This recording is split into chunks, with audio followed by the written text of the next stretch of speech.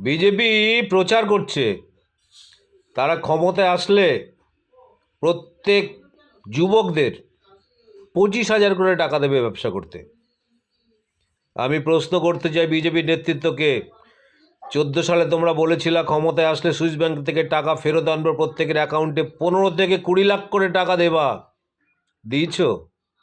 দিল্লির নির্বাচনের আগে তোমরা বলেছিলা জিতলেই পরের মাসে প্রত্যেক মহিলার অ্যাকাউন্টে 2,500 করে টাকা দেবা, দিয়েছ আজ পর্যন্ত? বিহারে তোমরা মহিলাদের স্বনির্ভর করার জন্য 10,000 করে টাকা দিয়েছ, আবার টাকা এখন ফেরত চাইছো, ফেরত নিচ্ছ।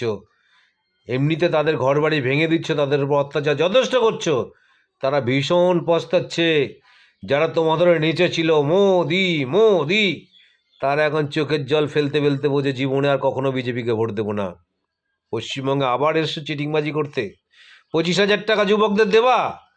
আগে এইগুলো দাও, তারপরে আসবা পশ্চিমবঙ্গে। পশ্চিমবঙ্গের মানুষ, তাদেরকে এত বোকা বানানো সহজ নয়। পশ্চিমবঙ্গের মানুষ তোমাদের সব নারী নক্ষত্র জানে, সব খবর জানে। তোমরা খালি চিটিংবাজি করো, কোনো কথা তোমরা মানো না।